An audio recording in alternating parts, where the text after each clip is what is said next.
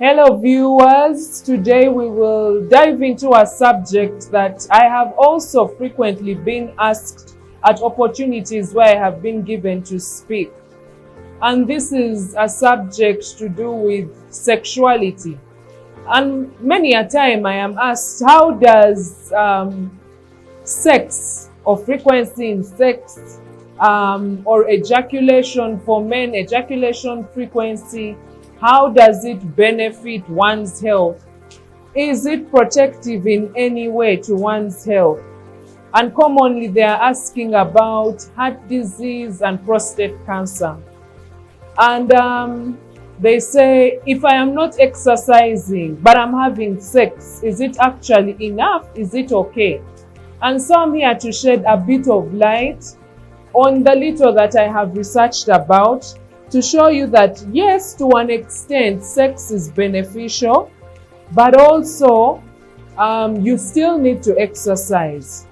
So sex is considered either a light to moderate form of exercise because it gets your heart racing, you can break into a sweat, so it's an aerobic activity, so it can actually qualify as exercise. But its impact, depending on the sex style and how you perform the act, might not give you much of the results that you would get. Most times actually will not give you the results that you need from exercise. It will get your heart racing, but you will burn very few calories, which is one of the goals of exercise. So it has some cardiovascular or heart health benefits because it makes your heart race, makes your heart exercise. It helps burn some calories, so it reduces things like some of the fat that you have in your bloodstream. But the extent to which it does that is suboptimal or is not enough. So in addition to that, if you're looking at the cardiovascular or heart health benefits, you still need to add exercise.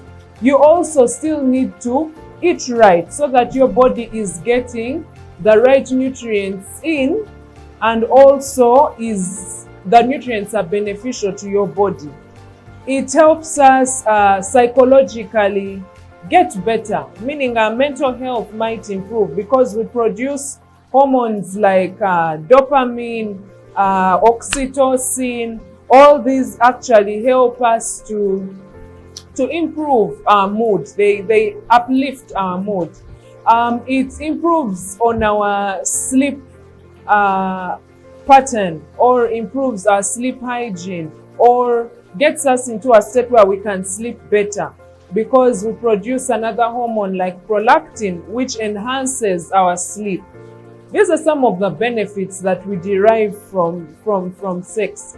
But it also depends on if you have what we call positive sexuality, meaning do you appreciate the interaction, and then also do you perceive it as sexual satisfaction.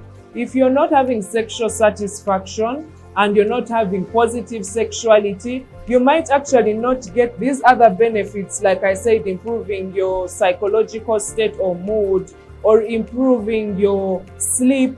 So those are things that have to do with our brain and cognition and how we understand and perceive sex and how we perceive satisfaction from sex. But yes, it's an exercise. The other question was, if one is having frequent ejaculation, does it protect from prostate cancer? Studies have shown that moderate frequency of ejaculation, that's about 2 to 4 times in a week, actually is protective in a way from prostate cancer. But excesses or too little is also not of benefit, and this is from research.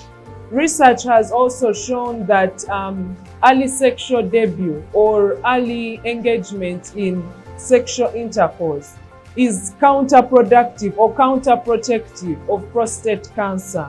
So yes, in a way, everything in moderation. In a way, sex is beneficial, but also too little or excesses is not enough. having sex as the only exercise you do without other forms of exercise plus lifestyle change is also counterproductive. So let us not dwell on it and fix our eyes on it as the main strategy that we use, but as an additional strategy to everything else that we do to improve our lifestyle. Another additional benefit of sex, and this is backed up by research, is that our bodies produce certain antibodies, and these antibodies actually protect us from certain infections. It's just a finding that was found in some studies that we actually produce antibodies like IgA, which is beneficial in protecting us against certain immunoglobulin A, which is protective in certain conditions. But we also know that it can be a diagnostic tool. For instance, we know that people who develop high blood pressure, hypertension, and diabetes will sometimes develop erectile dysfunction. So it can trigger a clinician, if one has a complaint of sexual dysfunction, to actually find out, does this person have hypertension? Do they have high blood sugar? Or if you're on medication for that too, you might also have erectile dysfunction, or you're not able to perform as desired. So that is just a bit about how sex can contribute to one's health through psychology, the mind, through improving your immunity, improving your sleep, being protective from cardiovascular illnesses to a certain extent, and all the other benefits that I've mentioned. But everything should be taken in moderation and should be used with other lifestyle modifications that we have been talking about.